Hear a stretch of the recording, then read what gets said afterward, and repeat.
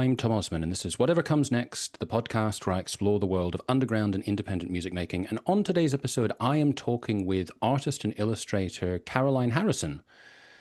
And this is a slightly different episode. This is, in fact, the first time that I've interviewed someone for the podcast where they don't have music to promote.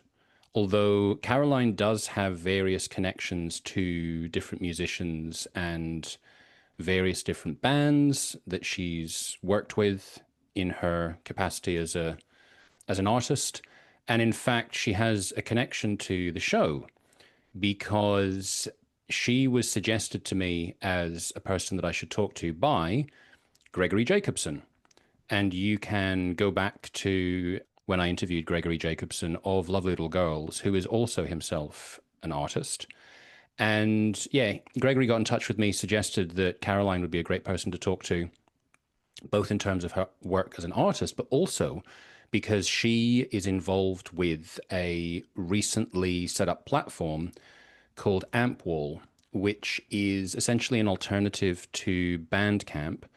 And one of the key features of Ampwall is that it allows visual artists like Caroline to present and sell their work rather than just being designed for music.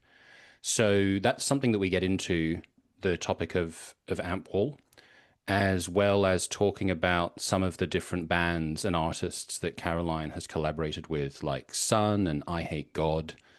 And another interesting connection that I didn't realize before I did this interview is that Caroline actually worked in Saint Vitus, the unfortunately now shut music venue in Brooklyn. And the connection for me is the fact that I interviewed a photographer called Nathaniel Shannon for New Noise magazine a little while back because he had written a book about the first 10 years of Saint Vitus Bar. And what I didn't realize until I spoke to Caroline was that she was actually working in Saint Vitus pretty much all that time, and she actually features in the book as well.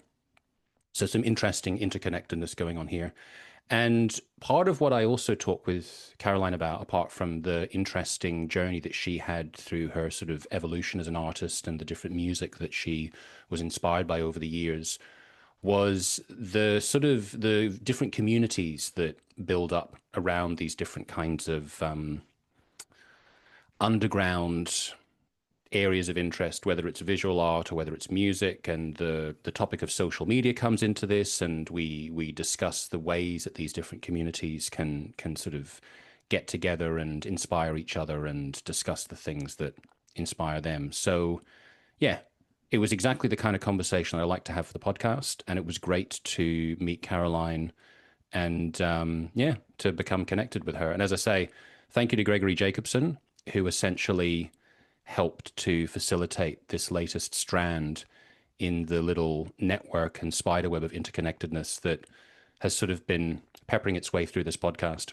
And there's no music to play this time round, so I won't be playing a song at the end of this interview, but you can go to carolinedraws.com if you would like to see Caroline's artwork. You can also find her on Instagram, on Blue Sky. Caroline Draws is the handle to find her on. You can also go and find her on Ampwall, again as Caroline Draws. Ampwall is a topic that will be discussed in future episodes, and I don't like really to reveal who future guests will be, but if I tell you that more will be discussed on this topic, once you've listened to this interview with Caroline, that's probably going to give you a hint as to who I could be talking to in the very near future. Anyway, I don't think I need to ramble on much longer. You can follow me on all social media that I'm on at Tom Osman Sounds. You can go to my website, tomosmansounds.com, to check out my music and related writing. You can also find me on Ampwall, or you will be able to find me on Ampwall, but I am in the process of setting up what I do there. So perhaps when this episode comes out, I won't quite be available there, but that will be something coming in the very near future. It's in the pipeline. And beyond that, I think there is nothing further to be said than Caroline Harrison. Take it away.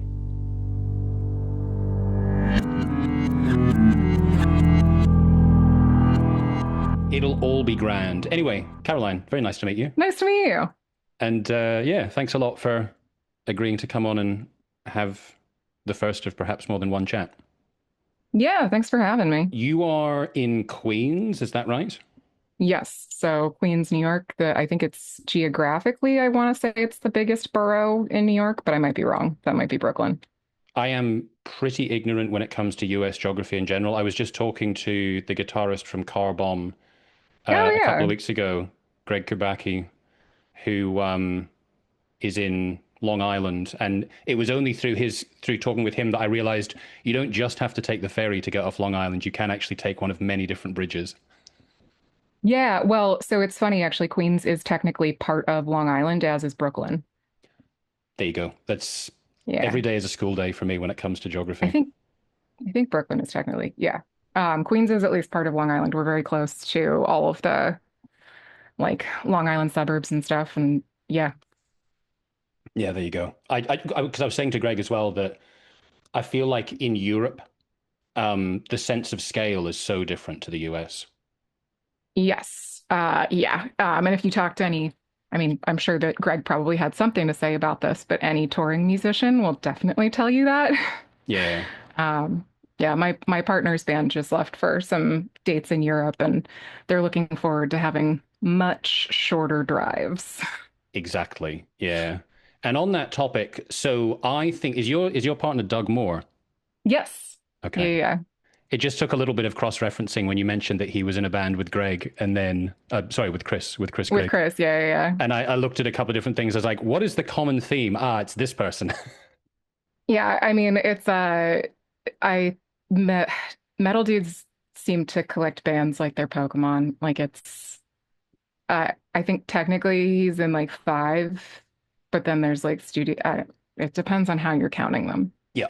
And I understand as well, like, when someone's in a band, there's like how active different bands are is Hmm. there is a very long continuum that they can fall on. Yeah, for sure. So there's the studio project, there's the touring band, there's who's recording, who's touring on an album cycle, who's writing, all that fun stuff. Yeah. So there are musical topics to get into, but also given what you do, it makes sense to talk about various visual art topics too. So I've read a couple of interviews or like watched a couple of interviews with you, so I sort of know a few bits and pieces, but maybe to reframe a question that I saw you asked, do you remember like what the first art was that really drew you in? Like for me, for example, like one of the earliest memories I have, which has stuck with me, is I got fascinated with Escher and those geometric designs, and that stuck with me over the years. So, do you have something from your formative years that really made a huge impression on you? Kind of. I mean, I was pretty lucky because my folks were really like encouraging in that respect. And I like grew up going to the schools that they taught at that had like really nice arts programs. I want to say that my great grandmother gave me a book called Linnea in Monet's Garden when I was a little kid, and it was like a it's just like a book about a girl who goes to visit Monet's garden, but it gives you like a frame of reference for who Claude Monet was, all that kind of stuff. I don't know that Monet is the first person that like really like hit me Mm. with art. I remember going to, I think it was the Farnsworth Museum in Maine. It's like this surprisingly amazing, really little art museum, like on Mid-Coast Maine, connected to the Wyeths. And there was an Andrew Wyeth painting, like a big watercolory kind of more like loose painting. And that's kind of like the first one that I can remember like sitting down and being like, oh no, I need to look at this for like a while. I was probably 18. So And when yeah. did drawing and painting yourself become a big thing for you? It was kind of always a big thing. I think I have like an asshole answer to that question, which is that I think a lot of people uh draw and paint and it's a huge part of their like childhood, and then just at some point they get told they have to stop, and there's this expectation that you like have to be good at it in order to keep doing it, which is kind of bullshit because you don't get good unless you practice. um Even people with like insane amounts of natural talent, like you kind of need to like look outside yourself and like practice and learn and stuff. So, but definitely in high school, I kind of I think decided that like when I went to college, I was going to focus on art. And something that I remember, like when I was in high school, there was a period of time where I thought that I wanted to pursue visual art and like go to an art school. And so I suppose I had some degree of capability, but I can remember, or like the way I remember it is that I just didn't have any like ideas of what I wanted to do. I didn't kind of like have any sort of themes or any sort of like approach that I wanted to pursue or any like way to express myself. And it was only like years later, once I was really into movies and then music, that I was like, oh, I've got all kinds of things that I could draw now. But like that ship had sailed. So I know that you've got some sort of areas of fascination, like you're interested in the human body and sort of the expression of different conditions. When did that become something that you recognized that you wanted to express visually? Um, that's funny because that one definitely was high school. At the very there's like an instance in high school where I can kind of like pinpoint that that's what I was doing. I don't know that that's where it started, but I in high school you can take AP classes here, which are basically like it's a college level class as a high schooler, and then you take some sort of standardized test, and then wherever you go to college, if they accept the credits, depending on whether how well you did on, or depending on how well you did on the test, you can like get a free class or whatever. It just basically it's a little resume building line for high schoolers, which is a fucked up thing to say. But I took AP drawing my junior year of high school, so I was I turned 17 that year, and I decided that I wanted to, in the AP curriculum, you have to create like a body of work that has like a concept behind it. And so I chose for that, which was called your concentration, that I was going to do body image issues, but using Alice in Wonderland as allegory. Because in Alice in Wonderland, she's big, she's little, she's like huge, depends on what she eats, depends on what she drinks. Um, because I was kind of, I was a little angry feminist teenage girl who, had my own body image issues, as everyone fucking does. And I sort of was like, it's a fucked up thing that we do to ourselves. So, yeah.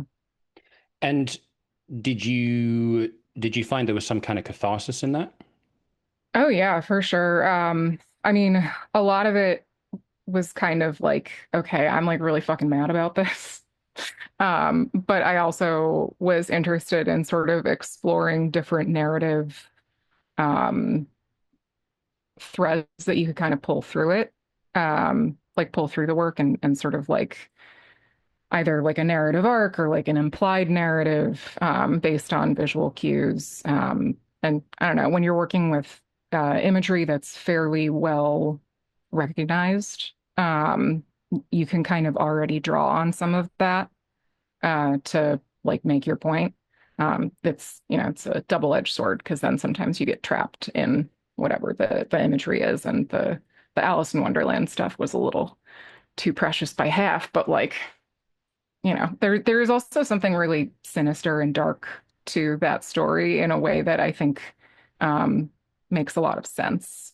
And I'd read some comics that had used it as like a means of like disturbing where the character existed in the narrative arc, or like framing up madness, things like that. So I was like, oh, size shifts. Okay. Yeah. Yeah, there are a lot of interesting and also often disturbing things which are going on in Alice in Wonderland. Yeah, I mean, I still think about like the Red Queen's race pretty pretty regularly. It's the they're doing the Red Queen's race, and there's this thing called the Red Queen hypothesis that's made it into evolutionary biology and other things like that, where everybody's running just as fast as they can just to stay in the same place. So in evolution, it's like everything's evolving just so that it can all kind of stay competitive with one another. I think about it a lot as far as like just how to exist as a person.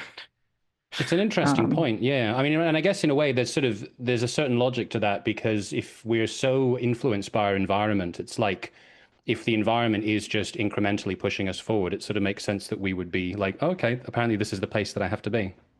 Yeah, or like, if the environment is such that you have to just keep hauling ass in order to just live and exist, it's exhausting, but also just fucking absurd. And that part of the story, like most of, I think, where the success of Alice in Wonderland comes as like a story is that, and why it's lasted for so long is that there's such absurdity in it. Yeah, So, indeed. No, that's true. In its own, like Kafka from a completely other world. yeah. I mean, it's like Kafka, but with like a weird thing for little girls. I was going to Like say that it's, another quick, creepy element about this is Lewis Carroll and his photography of young yeah. girls. Yeah, and I mean, like, I think in general, there's always this horrible, seedy underbelly to most things.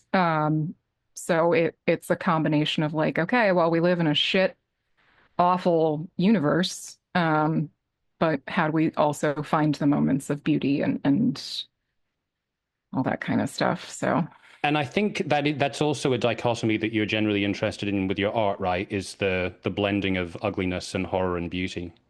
yeah, I mean, like, in general, existing as a person is just like you are constantly being pulled back and forth between just like the worst shit you've ever seen and like especially right now like scrolling through Instagram, you're like, oh my God, I'm seeing like literal infants starving to death and something that could be completely fucking preventable. You also see like the way that just like the callous disregard for like human life all across the world right now, full stop. Um, it's you see a lot of ugliness, and in order, I think, to survive, you have to be able to find the things that make it worth hanging on. For sure. So. And I imagine that to some degree, you kind of had that realization like going quite a way back. And I'm wondering from that point of view of sort of being presented with the horrors of the world, what was the what was the musical evolution that was going for you that you were kind of like holding on to that, if there was music that sort of gave you some comfort or gave you some feeling of like something out there that understood what was going on in your brain?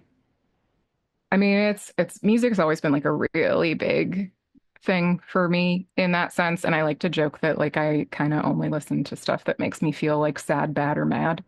Um, which is like And I, uh I, I wonder about that. Like, I've brought this up in other interviews. Like, two of my favorite bands are Today Is the Day and Swans. yeah, those are not pleasant feelings. It's like trauma music, and yet like sometimes I feel like it's comforting to listen to that music. So Yeah. there's a sort of Oh a my weird God. paradox there. Yeah, and like that's not to say that I don't like enjoy some real nice upbeat shit like regularly, but yeah, I mean like I don't know, I was sort of the like indie blog, like MP3 blog stuff was like really big when I was in high school. And so I like high school and into college, I was just checking MP3 blogs like constantly and getting like the free tracks, learning how to like get Mediafire links for album. Like I was not paying for a lot of my music, but I don't know. There was all sorts of stuff. There was this album by the Eels, Electroshock Blues, that like just there's that thing when you're listening to a really good song where like you can feel it physically, like in your body. So like that one for sure. But like honestly, even things like the fucking Beatles, like Bright Eyes was really big when I was in high school, and like that's one that has not aged super well for me, but like How come? um it's a little juvenile for me. Like it maybe that's not how it actually has aged, but like definitely there's this like fevered like teenaged kind of intensity to it. But I don't know. I think I sort of more latched on to things like Nico Case and the Mountain Goats when I had like sort of like and those are things that have stayed with me Yeah, I think I in saw a big way. on Instagram that you were reading a book by Nico Case at the moment. I just finished it. It's so good. Yeah, she released a memoir, and I read it as an audiobook while I was drawing. Because I tend to mostly listen to music, but sometimes if my brain is just like extra loud and mean, I need something a little more narrative.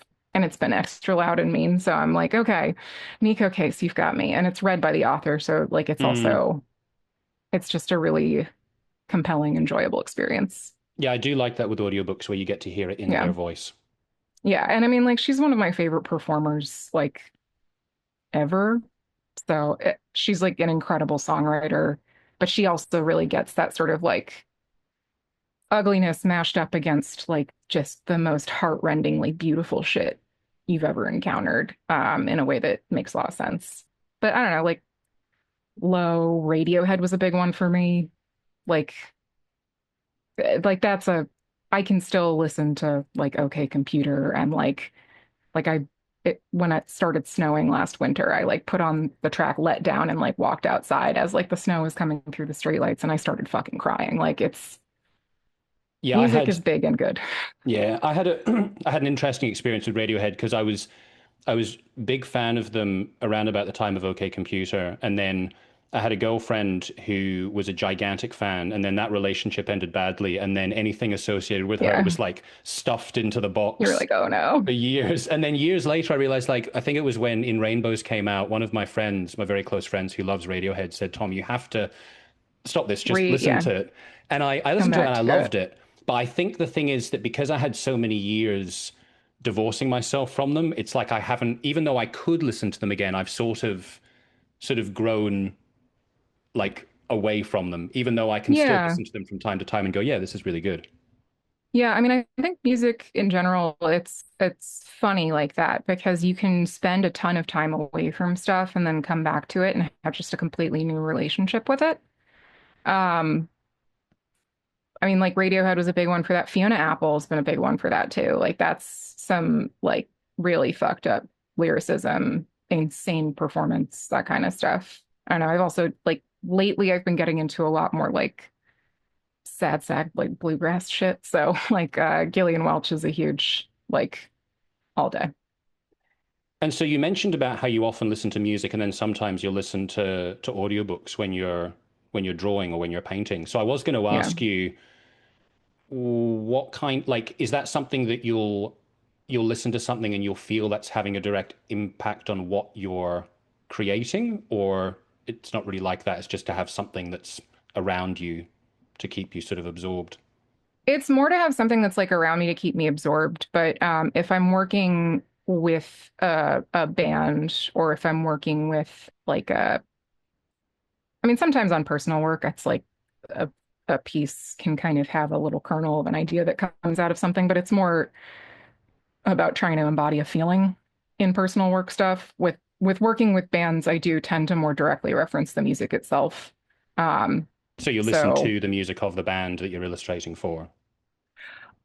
not always while working, but like as a preparatory thing. I also just like I am a compulsive researcher. So like if I am doing a shirt or an album cover or something, there's like a sort of lead up phase where I read like every fucking lyric I can get my hands on, song titles, album titles, stuff like that, and then take stupid amounts of notes, and then from there, just see where it takes me. And in terms of when you started to work with bands, would that have been with Pyrrhon, with Pyrrhon, yeah. their first release that you did an illustration? Yeah, so I have worked with Pyrrhon since basically their inception. So I did their logo was like a first big one as I Ah, did okay. their like because I was in graphic design shit at that point, in school. And it was one of the dumbest like ways to execute that project. Like I absolutely got carpal tunnel. Um, So I'm looking at it maybe right not now. from So that, but what was the problem? Why did you do it in a dumb way? oh, because I was being very specific. I was like, you guys need something that's going to be a vector that you can resize without degradation in quality. So I hand drew it and then I scanned it and then I created a hand done vector version of it, in Illustrator. And at that point, you couldn't really use live trace without it just being shitty or I couldn't use live trace without it being shitty. It's entirely possible that like somebody better at the software could have gotten this done. So I did it with a fucking trackpad where I was like clicking and like dragging the anchor points until they exactly lined up. And but I still have like a soft spot for that one. But yeah, and then I just did, album covers for them and some like merch and stuff like that, and kind of got to find my footing alongside them in a way that was kind of, I don't know, special, for lack of a better word. And so from that point, so that was around about 2009, 2010, is that right? Hmm. So at what point did you have people like, Sun or Ken Mode or Pig Destroyer coming along and saying like, "Hey, could you do some visuals for us?" Yeah, I mean, like most people that I know that work for, not everybody that I know that works for bands, but has sort of a similar story where like if you start working for one person, then somebody else sees it and then is like, oh, who did your stuff? Like, and then with some of the with folks like Ken Mode, that was partially just because like we like knew them because I was going to a lot of shows. I was photographing shows for a while for Brooklyn Vegan, so then I would just be like there and meet people, So, and then sort of from there, people would sort of like slowly start to ask me stuff. The Sun thing I think happened because there was a an art show that Steph Crumley had coordinated through, I think, Dark Art and Craft, maybe, or no, it was connected to a tattoo shop in Boston, but it was Sun themed visual art.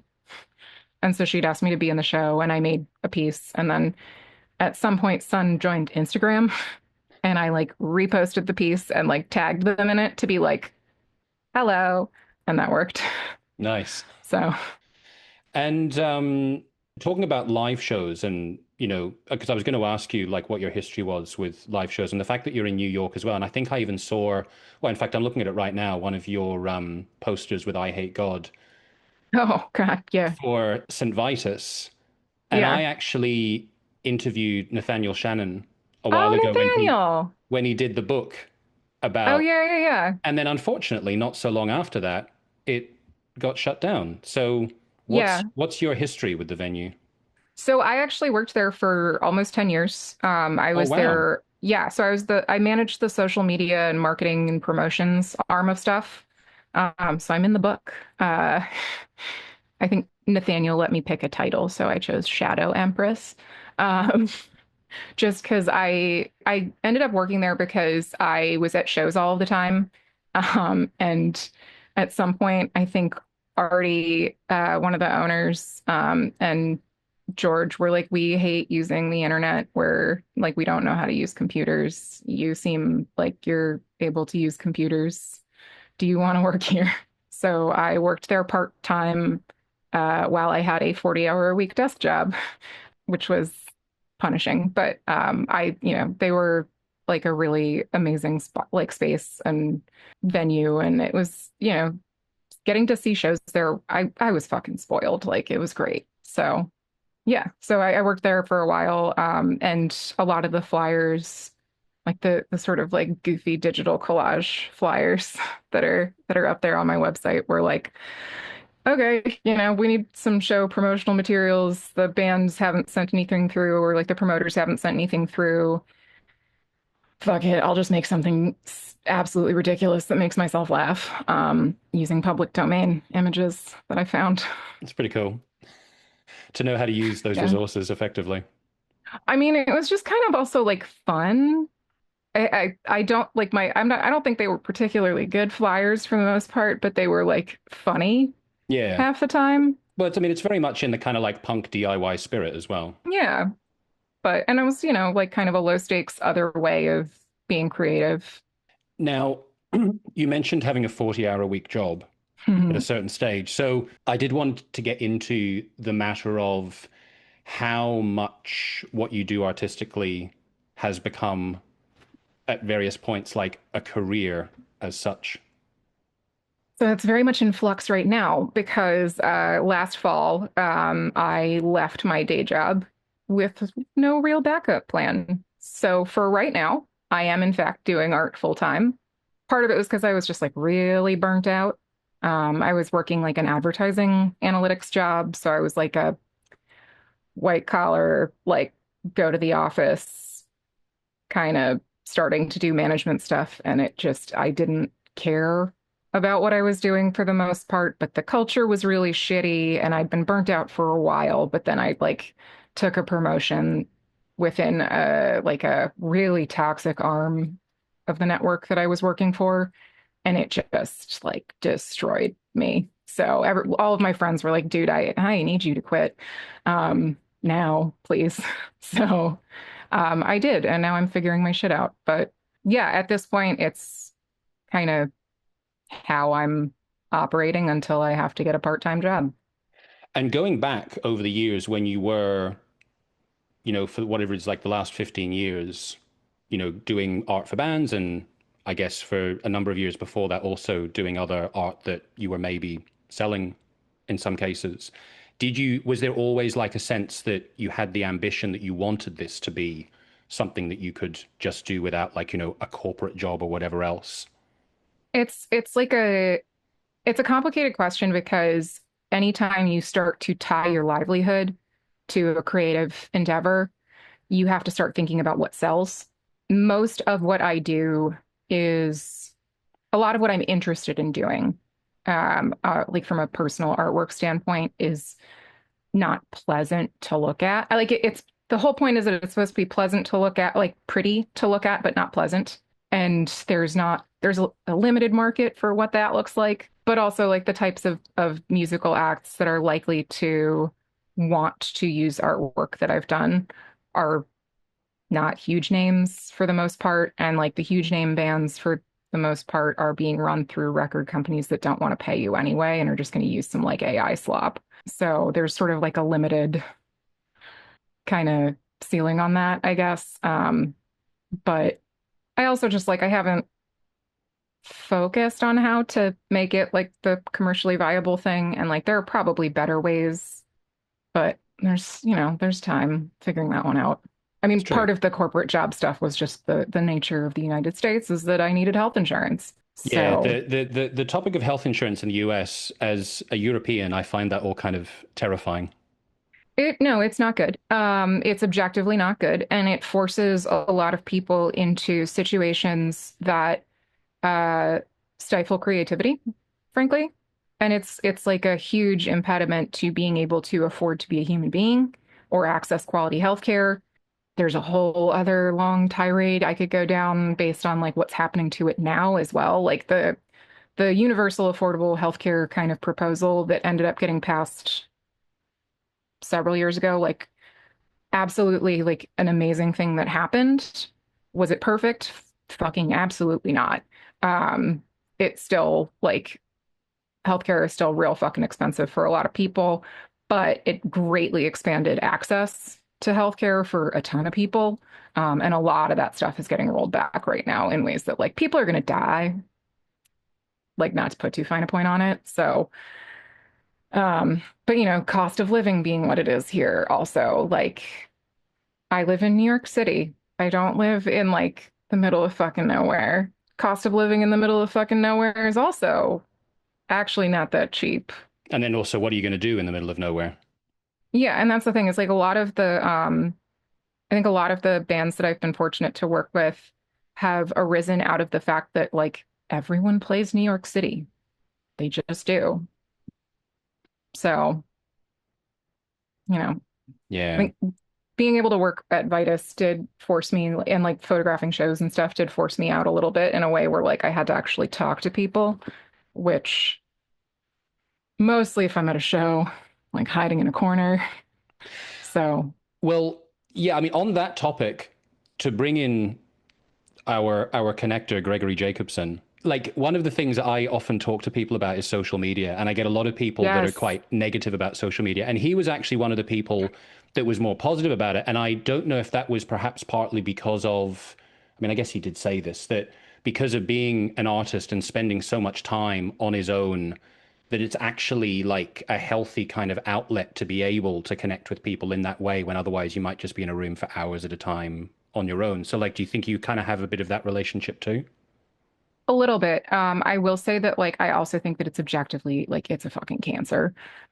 Social media is, but I also think that it allows you to connect with people who are doing similar stuff to you. I do think it's like a really valuable tool.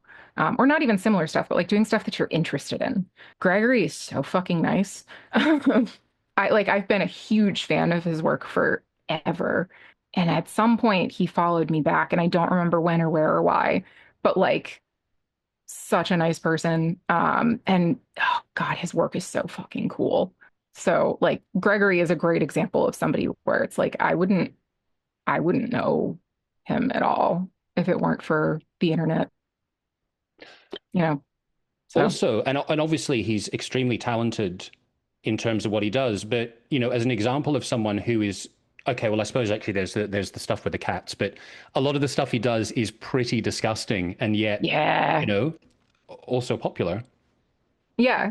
I mean, like I think he has a similar thing where like he has a style that is objectively just disgusting, but like beautiful. Like the way that he uses color, the sort of like completely ridiculous gonzo way that he's got these like intense scenes, or like these weird mystery piles of stuff.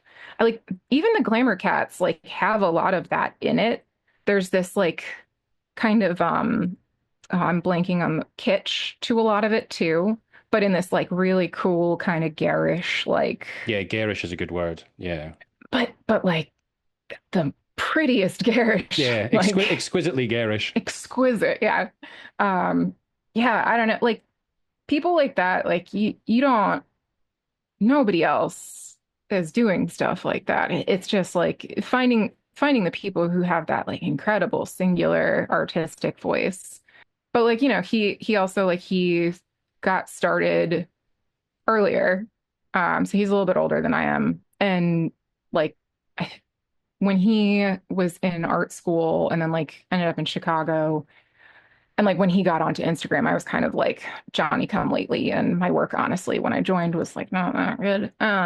So by the time I started feeling like better and more confident about my work and was doing more interesting stuff, Instagram was already like kind of a dying place if you wanted to discover new people and art because like the the algorithm stuff kind of like limits the visibility that you have even with people who follow you. So I don't know. On that sense of like Instagram. I mean, yeah, Instagram's been good for my artwork, but also bad in a way. Yeah. So And there's a couple of different roads I want to go down here, but if we're going to stick with the social media topic, so I saw that I think you're on Blue Sky as well, which I am because I quit all social media a little while ago because I decided what is the point of me being here? And then when I started creating things myself, I was you advised were like, shit, you need you to need be to back on these yeah, things. I'm you like, need to okay, promote. fine. So I came back, and one of the places I came back to was the website formerly known as Twitter. And then at a certain point, I And you were like, decided, wow, a lot of Nazis here now. Wow. what a cesspit this is. And I realized also this is doing nothing for me as well. Yeah. So I jumped ship and I went over to Blue Sky. I mean, I'm not really very active on it, but it at least feels like something that's less revolting to be on. Yeah, to a point. I think at this point also I'm just like so burnt on social media in general that and like I don't posting just feels kind of useless, which obviously has not stopped me, but like um Yeah, for I do. better and for I wonder worse. about that all the time. It's like you feel like you need to be doing stuff, but then you're like, it's what What's value the does this fucking actually point? have? Yeah. Yeah. Blue Sky also, like much like Twitter, is not a format that I am particularly well suited for. I'm not like the pithy quip monster that you want to be on those platforms. I also just like I find posting to 9 different fucking social media platforms to just be exhausting. Yeah, I should definitely have And a more efficient way than uploading this podcast to different platforms all separately. yeah, I mean like that's the other like there are tools that one can use, but you still have to like spend time doing it and like I don't know, I just kind of want to like whenever I make like a time lapse video, there's utility to doing that because making a time lapse video means that I can't have my phone in my fucking hands. So I can't get distracted. but then also like I have to like edit it together and like put captions and shit on there and like make content. And like I don't want to fucking make content.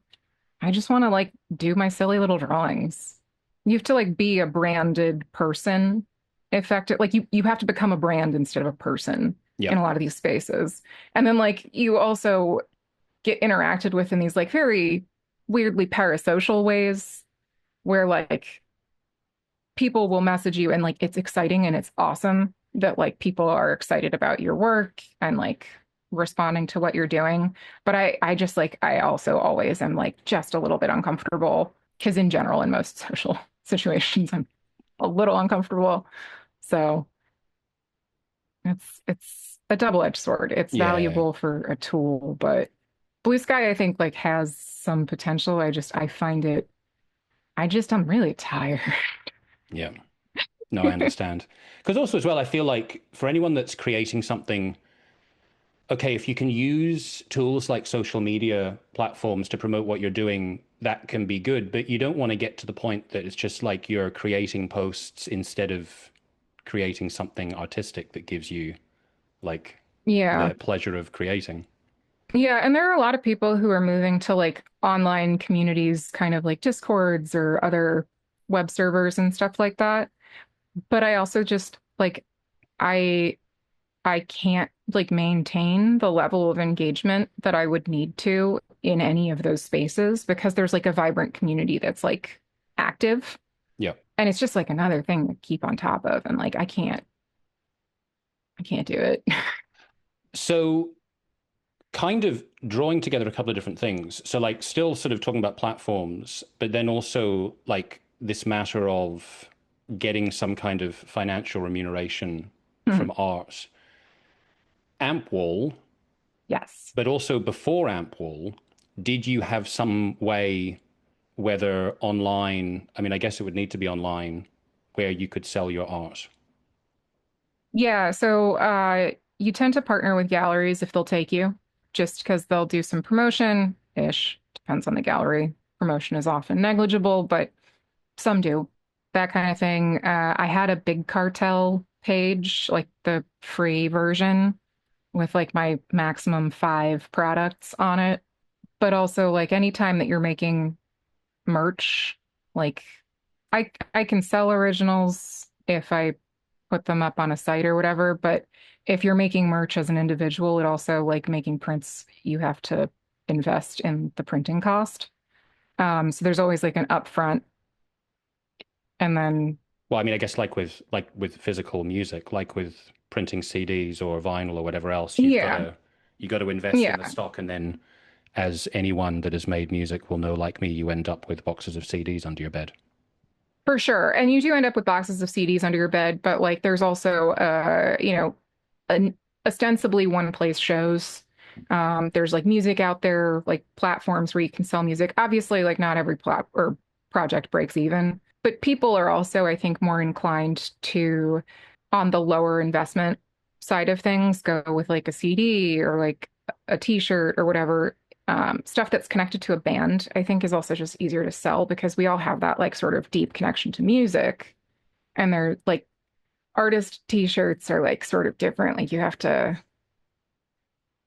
like figure out what your brand is and like how like that at that point it becomes like fashion, which Yeah. is like a different. So yeah, I mean I just had some prints, but and I don't know if you can hear that, but we've got some epic thunderstorms. Oh, right. So No, I can't hear it. yeah, okay. Yeah, we've got the crazy thunderstorm warning. I think that one actually just like might have set off a car alarm Oh shit. outside. I think, do you know what I realized recently? I think my laptop has some kind of noise canceling because I never actually hear incidental sounds. I think all of the like video conferencing platforms also got a lot better at background noise filtering just because everyone started using them all the time. But yeah, Ampwall is sort of like a different, interesting proposition that I'll get more into in detail, but like I moved all of my stuff over to Ampwall because basically there was like no upfront cost. Yeah. Really. There's like a And negligible subscription fee, but like, yeah, because it's like $10 a year or something, right? yeah. And like if you this have, is just within the last year, right?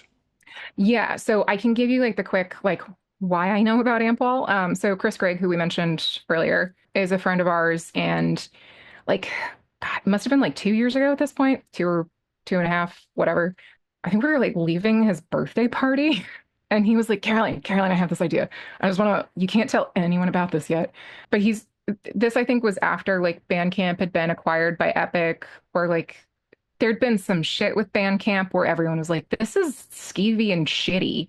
Like, but Chris had been expressing some discomfort with the notion that like Bandcamp was the only game in town, because it puts you in a really interesting spot. And it means that you get to dictate kind of like the terms of engagement, I guess. And so Chris had been expressing discomfort with this particular idea for years. And then, so as we were leaving his party, he was like, I had this idea for like a Bandcamp competitor, but also realized that within Bandcamp right now, one of like their glaring like missed opportunities is that like visual artists are a huge part of at least metal, like as an underground like subculture of music. And there's literally no place for them on Bandcamp. Like there's no functionality for visual art at all. So he was sort of talking about like, if you have a release, you could say like this is the artist who did the art and then like link to their page. Or like if the artist has merch that has the art on it, or like if the artist has like I did this album cover, here's where you can go buy the album, like all that kind of stuff. So it was really more like about building a community, and in a way, the thing that I think is sort of the exceptional promise here is that people can actually just like find you because you're part of an ecosystem. Whereas previously I was selling shit on my big cartel, but like that was a thing that you could link to from my website. So somebody already had to like know who I was and like have navigated there under their own steam and then click the print thing. Yeah, it takes a It few like, steps. yeah. And like anything where you can get kind of stumbled on, and like Etsy, I think used like the promise of Etsy was that it would be this, and now it's like so full of just mass produced shit that's like, yeah, that it's kind of not usable in that sense. Can, in theory, can people be on Bandcamp and on Ampwall Yeah, simultaneously? yeah. A lot of the bands that are on Ampwall also have Bandcamp pages. Some people have taken their stuff off of Bandcamp and moved it over to Ampwall. I know some people who also will use Ampwall for merch or like whatever. I think also like frankly because it's like a newer, hungrier team of people and they're like early on in the stage of like building the site, they're able to kind of look at what wasn't working on Bandcamp, and sort of like build with that in mind and sort of like thinking about like what the best product would be and like how you could make it more flexible and like adaptable. Whereas I think with Bandcamp, like without getting into like the weird technical jargon that frankly I do not understand, I just spend a lot of time around computer programmers, is that like there's a lot of shit about how Bandcamp was built that like you can't change without fully overhauling the site at this point. So making sure that that sort of thing isn't as much of an issue, I think was part of the other side of what these guys wanted to build. It's primarily Chris, sort of leading the charge, and then like a bunch of volunteers.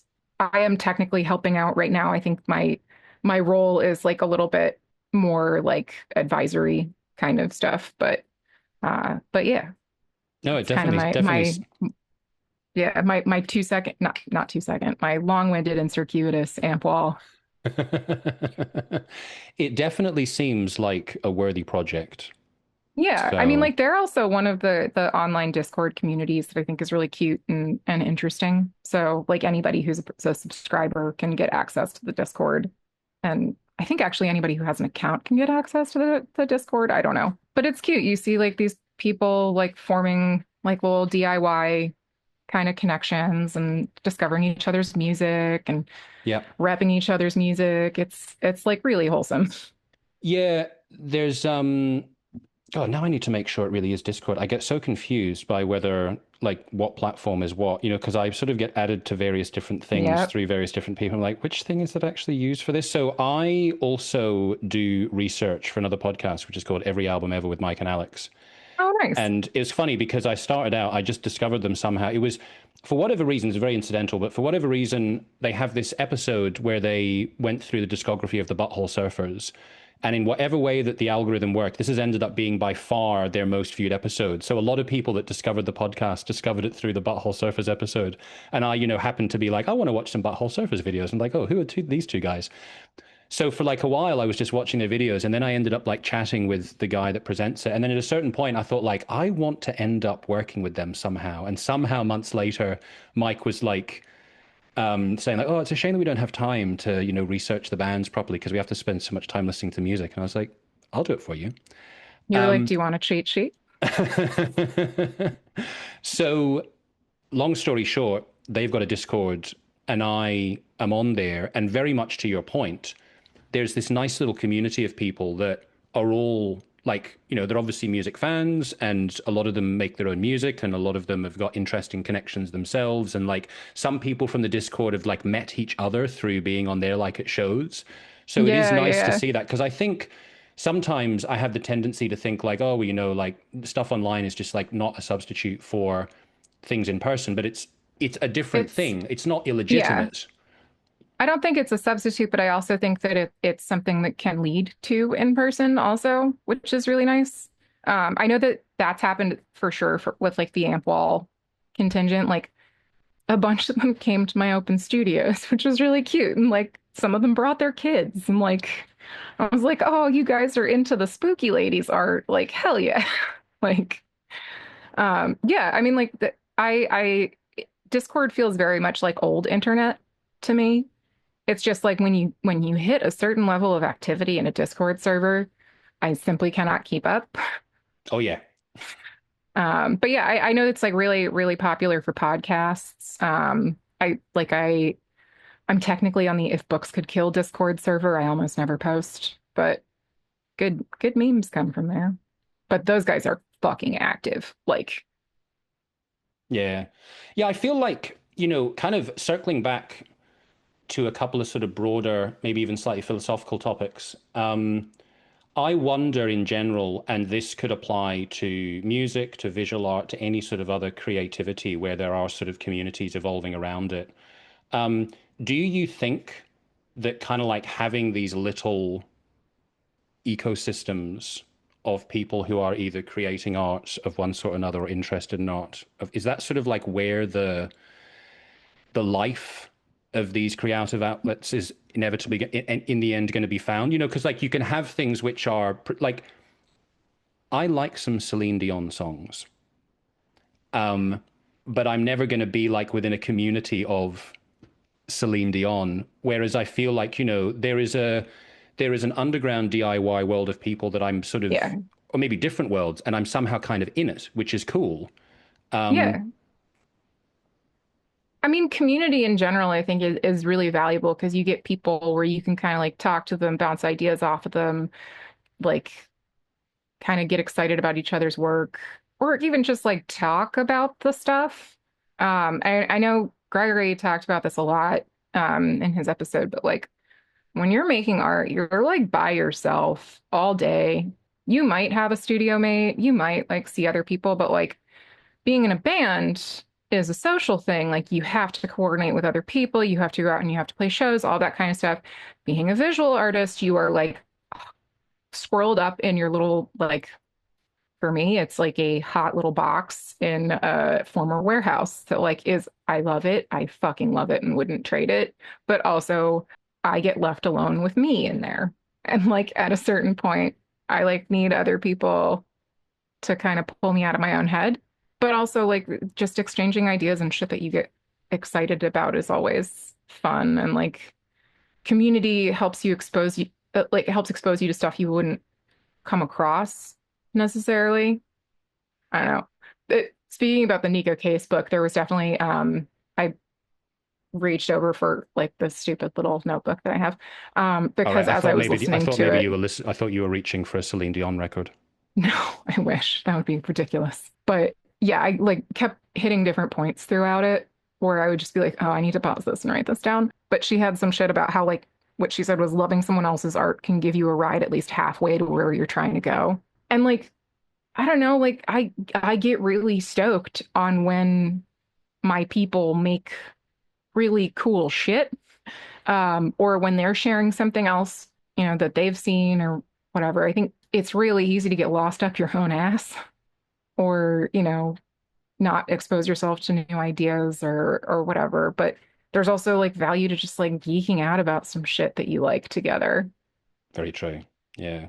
So, but yeah, like there's a whole bunch of cool stuff. Like I feel like the community angle of it, it's really just like an evolution of like the existing little pockets that would have been around like 20 years ago or whatever. Yep. I mean, like 20 years ago we had MySpace and stuff like that already, so like maybe not, but Yeah, I know what you mean. And I was also thinking, and this is sort of something that I've started to think about a little bit more recently, because I think for a while I got kind of focused on the on this sort of like almost like a Marxist idea of, like, okay, basically like artists are getting screwed by the system. Is there yeah. like a way that this can be circumvented in one way or another? And I suppose I'm still sort of interested in that question. But then with talking to a friend of mine who's also a sound engineer, he sort of put another idea in my head, which was that, of course, and we sort of touched on this before with the question of whether you can just do art as your career, is that people don't necessarily make art, whether it's visual or music or write books or essays or poetry or whatever, because they want to make money out of it. There can be all kinds of other reasons that people do it. It's like it it's a way of expressing yourself. It expresses emotions. It's just a creativity. It's like it's a way for you to express the skill that you have. There could be lots of different reasons for that. And so it doesn't necessarily have to be a fight over financial remuneration, even though, like, you don't want other people to be getting rich from something that you're slaving away Yeah. doing. Yeah, I mean, I think the other side of that too is like you don't, I don't know, there's no way to like say this without feeling like I'm saying something incredibly cliched, but like you're not choosing to do this because you're like, I'm gonna make a lot of money. This isn't like a smart choice. This is like you have like something's fucking wrong with you and you just need to do this. Um, like I mean, if I'm not making artwork on a regular basis, I'm not really like a full person.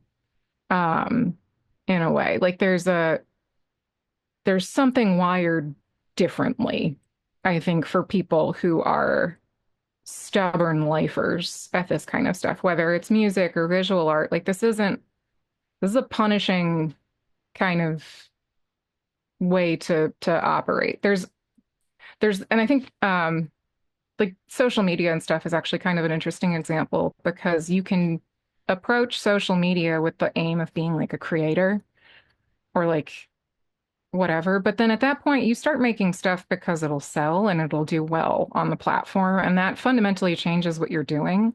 I think most of the stuff that does really well on that platform is like flat and terrible. I've seen people do shitty versions of stuff that other people have already done. And the people who are doing like the shitty ripoff versions are the ones who know how to game the system and have like 2 million Instagram followers.